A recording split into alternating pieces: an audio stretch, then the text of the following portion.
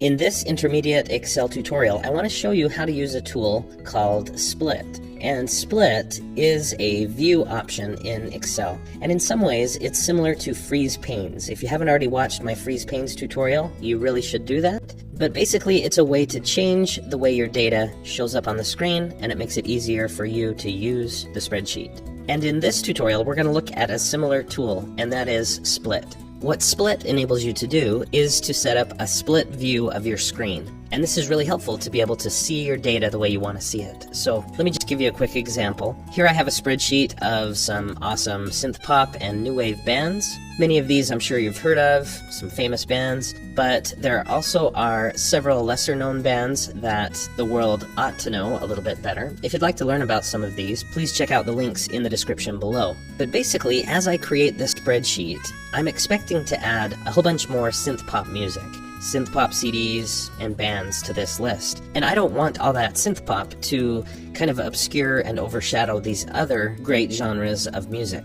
And so one way to handle that is to split the screen so that I can scroll with the content here, but I can also scroll just within the synth pop. So let's take a look at that. I'm going to go here and click on row 13 in this case. And then I'll just go up to Split. And by clicking Split, look what it did. It put a horizontal line right above the row that I had selected. And so now, look, as I scroll down, it's scrolling just the bottom portion of the spreadsheet. And here above, I can scroll down and I can still see that same data. But imagine, instead of just 20 or 25 rows, what if I had 10,000 rows? And I had 1,000 synth pop CDs listed here.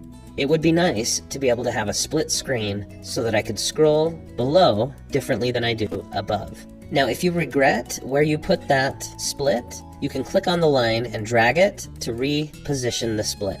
Okay, so that's pretty helpful. And when you're ready to just get rid of the split, you can double click on it and it goes away. Now, I want you to know that you can also do a split the other way. You can put in a vertical line and split the screen horizontally. It's very similar. I could just go here, let's say to column D, click on D, it highlights the entire column, and then I can go up to the View tab, the View ribbon, click Split, and it puts in the vertical split line in the column just to the left of the column that I had selected. So now, look what I can do. I can scroll horizontally on the right, differently and separately from my scroll horizontally on the left. And so what this does is it makes it so that you can see just about any portion of your spreadsheet, no matter how far apart they are. You can see them in the same window. Imagine if I had more than just A to I in columns. What if I had all the way to Z or double Z? And what if I needed that double Z column to show up alongside A, B, C? Well, I could do that using this split technique, this option here to split the screen the way I showed, and then just use the scroll bars. And again, I can move that split if I would like to, and I can double click to get rid of it if I'd like to. Now, if you really wanted to, you could click not on a column, not on a row, but on an actual cell, and then go up and do split. Look what that does. That splits both to the left and above that cell. To be honest, I don't do this very often. It just gets a little confusing, a little complicated, but notice that I am able to scroll up and down, left and right, in each of these 4 quadrants to be able to see my content. And please keep in mind, Split does not change your content. It just changes how you view it, how you access it. So I'm going to double click to remove those. I hope that you've enjoyed watching this video. If this video has been helpful to you, please click the like button below.